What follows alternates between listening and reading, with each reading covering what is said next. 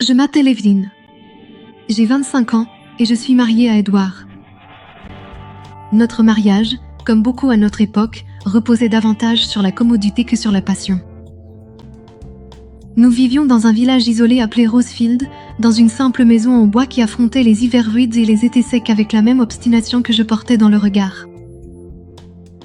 Edouard était un homme travailleur, bien que distant. Il travaillait comme chef de garde de nuit, gérant les registres, les trains et les cargaisons qui allaient et venaient pendant que j'essayais de dormir seule dans notre chambre froide. Les choses étaient tièdes entre Youssouf, tu vois ce que je veux dire, jusqu'à ce que tout commence à changer à cause de quelque chose qui paraissait anodin. J'ai remarqué une poussière jaunâtre qui s'accumulait dans les coins de la pièce et de petits trous dans les pieds des meubles. J'ai pensé que ce n'était que de la poussière des champs, mais Edouard, toujours aussi pragmatique, a vite posé le diagnostic des verres à bois. On a tout essayé, huile d'orange, feuilles de laurier, vieilles recettes de voisins. Rien n'a marché. Finalement, un menuisier du coin est venu inspecter et a dit qu'il faudrait quitter la maison pour un traitement antiparasitaire en profondeur. 7 jours loin de la maison. 7 jours, c'était une éternité pour nous deux, en tant qu'hommes en argent. J'ai proposé qu'on aille chez un cousin dans un autre village, mais Edouard, déjà lassé de la discussion, a été direct.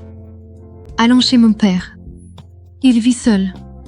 Il a de la place, et ce n'est que pour une semaine. J'ai eu du mal à avaler ma salive.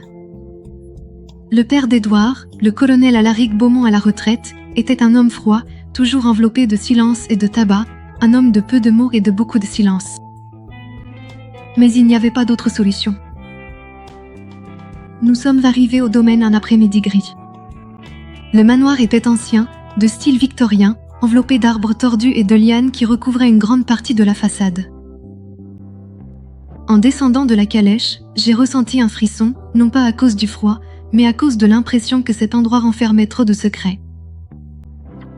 Alaric nous a accueillis à la porte. Il portait une robe sombre et tenait un livre relié en cuir.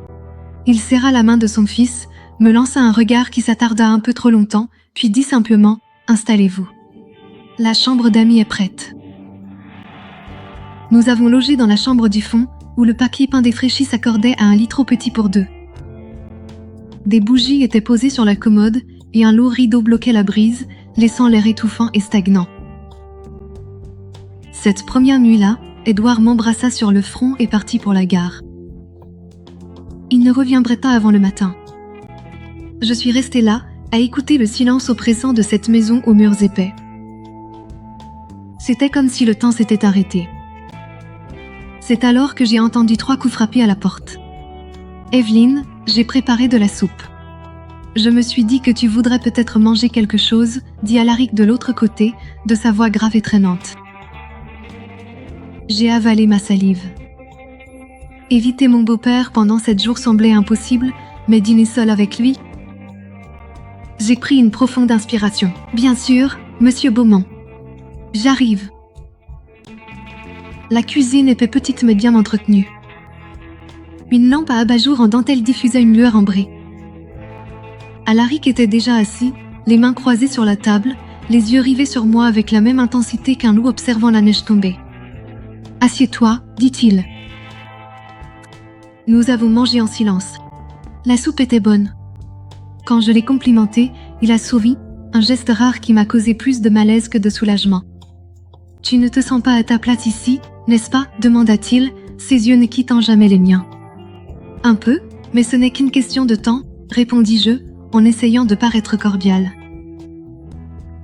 Il se leva alors et alla à l'évier. Il lava la vaisselle avec des gestes précis, presque militaires. Sans se retourner, il dit « Tu es trop jeune pour être coincé dans une routine qui n'est pas la tienne. » Cela m'a pris par surprise. J'ai essayé de rire, mais le rire s'est éteint sur mes lèvres.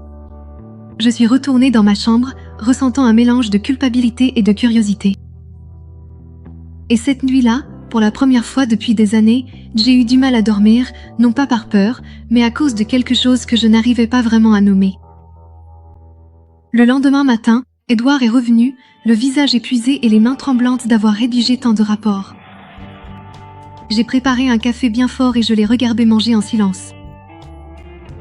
Bientôt, il s'est endormi, allongé de tout son long sur le lit étroit, ronflant doucement.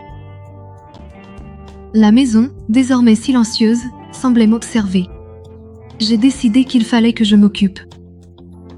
Vêtue d'une robe légère et les cheveux attachés en un chignon lâche, j'ai commencé à nettoyer les couloirs poussiéreux. Le colonel est apparu dans l'embrasure de la porte. « Tu n'étais pas obligée, Evelyn. »« J'insiste. La maison est grande et tu vis seule. Au moins pendant qu'on est là, je veux aider. » Il m'a observé pendant de longues secondes, puis a dit avec un léger sourire, « Tu as plus d'énergie que tu ne le laisses paraître. » Cette nuit-là, la chaleur était insupportable. Les fenêtres laissaient à peine passer l'air, et quand il a proposé de préparer quelque chose pour le dîner, j'ai accepté avec plaisir. Pendant que nous attendions que le repas soit prêt, il est revenu de la cuisine avec 2 verres de vin. « Je ne bois pas d'habitude, mais ce soir est spécial, » dit-il, tendant la bouteille avec un regard presque provocateur. « D'accord, » ai-je répondu, un sourire en coin. Quand nos verres se sont entrechoqués dans un toast léger et improvisé, j'ai compris que la tension entre nous n'était plus seulement une impression. Quelque chose s'était installé là. Quelque chose de chaud, de persistant, et d'excitamment dangereux. Et moi, je ne savais plus si j'avais envie de résister. Cette première partie t'a plu? Alors like et abonne-toi à la chaîne. Les choses vont bientôt s'enflammer, et tu ne voudras pas rater le prochain épisode, si tu vois ce que je veux dire. Partager un verre de vin avec le colonel Alaric Beaumont lors d'une nuit d'été étouffante, ce n'était pas vraiment ce à quoi je m'attendais en épousant Édouard. Et pourtant, nous étions là, assis sur le vieux canapé en velours bleu, la lumière de la lampe vacillant dans les coins de la pièce, créant des ombres qui dansaient autour de nous. La première gorgée était amère, mais bientôt, la fraîcheur du liquide glacé sembla dissoudre la tension qui régnait entre nous. Il buvait son vin lentement, comme si chaque gorgée faisait partie d'un rituel ancestral. Moi, encore peu habituée à ce goût, je buvais plus vite qu'il ne l'aurait fallu, peut-être pour tenter de noyer le malaise qui grandissait silencieusement en moi. C'est alors que je remarquai quelque chose, une bosse sous le tissu doux de son pantalon, évidente, indésirable, mais impossible à ignorer. Mes yeux s'y attardèrent un instant avant que j'aie la décence de détourner le regard. Mais c'était trop tard. Il l'avait remarqué. Le colonel décroisa puis recouvrit ses jambes avec une élégance contenue, comme si ce n'était qu'un geste parmi d'autres. Mais ses yeux, lorsqu'ils croisèrent les miens, étaient chargés de quelque chose que je n'osais pas nommer. Le repas était prêt, un luxe inhabituel dans cette maison où même mes couverts semblaient avoir des histoires de guerre à raconter. Nous étions assis côte à côte, mangeant en silence, faisant semblant d'écouter un programme sur la vieille radio, mais nous savions bien que ce n'était pas pour le repas. Il y avait autre chose, quelque chose qui nous enveloppait comme la chaleur étouffante de la nuit. Chacun de ces sourires, chaque rire sec entre 2 bouchées semblait me traverser, une caresse subtile mais efficace. Je me sentais étrangement à l'aise, et cela me terrifiait. Plus tard, allongé dans le lit exigu de la chambre d'amis, le bruit du ventilateur de plafond tournant paresseusement était ma seule compagnie. La chaleur m'enveloppait comme une couverture indésirable, et les pensées de la nuit tourbillonnaient dans ma tête comme des feuilles prises dans un tourbillon. Je ne voulais pas penser à lui, au colonel, mais sa présence était insistante. Ce calme, ce regard prolongé, presque protecteur. Quelque chose en moi, une partie que j'avais fait taire depuis longtemps, commença à s'éveiller. Mon corps semblait vibrer à une nouvelle fréquence, affamé, vivant, agité. Je me tournais et retournais dans le lit, cherchant ma position, mais l'inconfort se transforma en désir. J'ai fermé les yeux, me rappelant ce moment dans le salon, la bosse sous le tissu, les regards insistants, et contre ma volonté, une main peut-être pas si innocente que ça a glissé sous le drap, guidée par des pensées que je n'oserais jamais dire à voix haute. Le lendemain matin, je me suis réveillée le corps encore chaud, comme si les rêves de la nuit avaient laissé des traces bien réelles. Je suis descendue à la cuisine, le visage en feu et le cœur battant la chamade. Le colonel était à table, le journal ouvert devant lui, mais ses yeux ne le suivaient pas. Ils étaient fixés sur la tasse de café, sans jamais croiser mon regard. Quand nos yeux se sont enfin rencontrés, il a détourné le regard aussi vite qu'il a pu, comme un enfant pris en flagrant délit. Il y avait entre nous un silence épais, un silence qui en disait plus que des mots.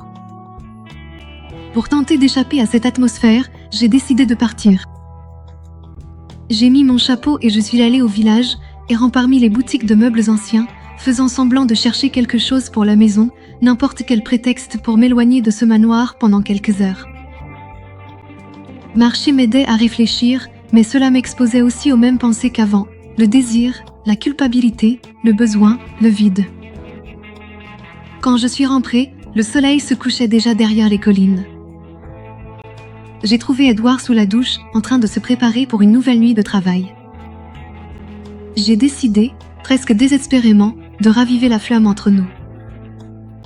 J'ai enlevé ma robe, je suis entrée sous la douche avec lui, et j'ai laissé l'eau couler sur nos corps. J'ai essayé de le toucher. J'ai tenté de lui donner envie de moi, mais rien ne s'est passé. Il s'est contenté de me sourire, fatigué, m'a embrassé le front, puis a continué à me savonner les épaules. J'ai senti une frustration silencieuse s'emparer de moi. J'ai enfilé une légère nuisette et me suis assise sur le lit. Pendant qu'il se préparait, je me suis endormie sans m'en rendre compte. Je me suis réveillée tard cette nuit-là, assoiffée et la gorge nouée. Je suis descendue à la cuisine sans allumer la lumière. La maison dormait. Seul le vent qui frappait contre les fenêtres et le grincement des lames du plancher me tenaient compagnie. J'ai bu de l'eau directement dans la tasse en porcelaine. C'est alors que j'ai entendu des pas. La lumière de la cuisine s'est allumée et il était là, le colonel Alaric Beaumont. Je me suis figée. Je ne portais qu'une fine nuisette, presque transparente, qui contenait à peine ma poitrine. Le froid de la nuit rendait ma situation hésidante. Pendant une seconde, il sembla hésiter. Mais son regard ne me quitta pas tout de suite. Nous étions exposés l'un à l'autre, sans aucune protection. « Désolé, je ne voulais pas t'effrayer, » dit-il, sa voix plus basse, presque un murmure. « Non, ça va, » répondis-je, essayant de cacher le malaise dans ma voix. Je l'ai croisé dans le couloir. Son regard me suivait comme une brise chaude sur ma peau. Je sentais son corps tout près, l'odeur de sa vieille lotion, et un frisson me parcourut des pieds jusqu'à la nuque. Quand j'ai refermé la porte de la chambre, je me suis adossée contre elle, haletante. Ce n'était pas seulement du désir, c'était du danger. C'était de la folie, mais c'était réel. Le lendemain matin, le vendredi est arrivé avec un goût de soulagement et d'angoisse. Bientôt, nous allions rentrer à la maison et je m'accrochais à cette idée comme un naufragé à une planche en pleine mer. Pendant qu'Edouard se reposait, je me suis souvenu qu'il fallait que je trouve un meuble précis pour le salon, mais en attrapant ses vêtements, un mot est tombé de sa poche. Nous n'envahissions jamais l'espace de l'autre, mais quelque chose, un instinct peut-être, m'a donné envie de savoir ce qui était écrit là, et ce que j'y ai découvert a tout changé. Si cette histoire vous plaît, laissez un commentaire ci-dessous. J'adorerais connaître vos impressions. Ce chapitre était intense, non? Vous pensez qu'elle résiste encore ou qu'elle a déjà cédé à la tentation? Dites-le moi, et n'oubliez pas de laisser un like, d'accord? En lisant le mot glissé dans les vêtements d'Edouard, mes doigts se sont mis à trembler. La curiosité a pris le dessus sur la prudence. Les mots me brûlaient comme un fer rouge. Nos rendez-vous me manquent. Signé, Brian. Pendant un instant, le monde autour de moi s'est arrêté. Je n'entendais que le bruit de la douche dans la salle de bain, la vapeur qui s'échappait sous la porte, et mon cœur battait fort dans ma poitrine comme des tambours en marche. L'écriture et le nom sur le mot étaient clairs. Je le connaissais. C'était un vieil ami d'enfance d'Edouard qui, apparemment, n'était pas qu'un simple ami. Je suis restée figée, essayant de comprendre. Mon mari, l'homme avec qui j'avais partagé ma vie pendant 4 ans, partageait son corps et peut-être quelque chose de plus intime avec un autre homme. J'ai remis le mot à sa place. Mes pas ont vacillé, mais j'ai réussi à quitter la pièce avant qu'il ne sorte de la douche. L'odeur du savon et de la lotion pour homme flottait dans l'air alors qu'il passait près de moi. Il faisait semblant que tout était normal, mais à l'intérieur, tout brûlait en moi. J'avais envie de crier, de casser quelque chose, mais je ne l'ai pas fait. Encore. J'ai passé la journée en silence, comme une dame de la haute société qui découvre que son mari a un secret indicible. Je l'ai caché avec classe, même froidement, mais à l'intérieur, j'étais une fournaise. Quand Édouard est parti pour une autre de ses nuits au chemin de fer où il travaillait comme surveillant de nuit sur le train, ma décision était prise. J'ai pris une longue douche, comme si je purifiais non pas mon corps, mais mon âme. Je me suis rasée avec soin. Je me suis séchée à la lueur des bougies, j'ai appliqué de la crème à la lavande sur chaque courbe de mon corps, et je me suis regardée dans le miroir de la chambre. J'étais une nouvelle femme, sans chaîne, sans culpabilité, sans attache. J'ai choisi une robe bordeaux moulante. Elle serrait ma taille, épousait mes hanches, et une légère transparence au niveau du buste dévoilait juste assez de décolleté pour à la fois aguicher et dissimuler. En sortant de la pièce, je trouvais le colonel Alaric Beaumont assis comme d'habitude dans son fauteuil préféré du salon, un verre de cognac à la main. En me voyant, sa posture a changé. Il se redressa, croisa les jambes et son souffle s'accéléra. « Bonsoir, colonel », dis-je avec un sourire énigmatique. « Ça te dérangerait de te joindre à moi ?» Il n'hésita qu'une seconde, mais ses yeux en dirent long. Avant qu'il ne puisse répondre, je descendis à la cave et attrapai une bouteille de vin local aussi doux que possible, mais rafraîchissant comme j'en avais besoin. En revenant, je lui entendis un m'assis à côté de lui, presque collé contre lui. La chaleur de nos corps remplissait l'espace entre nous d'une tension presque électrique. Nos regards se croisèrent. Il n'y avait plus rien à cacher. Alors qu'il prenait sa première gorgée, je me penchai légèrement en avant sous prétexte de réajuster la jupe de ma robe. L'encolure révélait maintenant ce qui avait été caché jusque-là, et je savais qu'il l'avait remarqué. Mon geste suivant fut direct. Ma main se posa sur sa cuisse, pressant doucement comme pour demander la permission. Ses yeux cherchaient les miens. Il n'y avait aucun doute dans son regard. Je l'embrassai d'abord légèrement, un effleurement de lèvres pour tester les limites, mais il répondit avec fermeté, et alors nous nous sommes abandonnés. La pièce, auparavant silencieuse, était désormais le théâtre d'un abandon interdit. Il m'attira sur ses genoux et m'y installa, ses bras fermement enroulés autour de ma taille tandis que je me glissais contre lui avec une douceur coupable, si tu vois ce que je veux dire. Le canapé grinçait sous nos mouvements, mais cela nous était bien égal. Mes murmures étaient étouffés, se mêlant à ses soupirs, et nos corps s'ajustaient comme s'ils avaient toujours été faits l'un pour l'autre. Nous avons bougé vers le sol, puis vers le fauteuil. Même la table de lecture fut témoin silencieuse de ce que nous ne pouvions plus contenir. Le temps s'est évaporé. La culpabilité aussi. Il n'y avait plus que le désir, le rythme, la sueur et des murmures étouffés par des foulards de lin. La demeure, enveloppée par la nuit, semblait respirer avec nous. Chaque pièce de tissu, chaque mur semblait complice. Quand je me suis enfin allongée sur son torse, tous deux haletants, j'ai senti ses doigts jouer dans mes cheveux comme une vieille caresse. Il m'a rien dit. Il n'en avait pas besoin, et je ne voulais pas entendre de promesses. L'aube s'est levée. Édouard dormait encore quand je suis entrée dans la pièce. Mes pieds nus ne faisaient aucun bruit sur la moquette.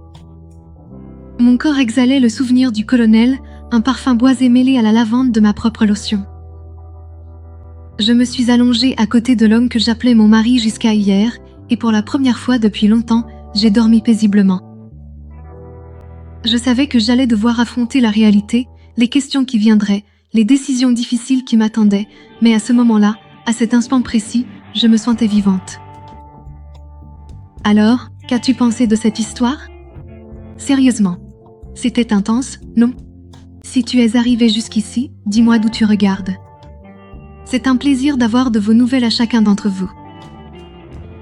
N'oublie pas de liker et de me dire ce que tu en as pensé. On se retrouve dans la prochaine vidéo.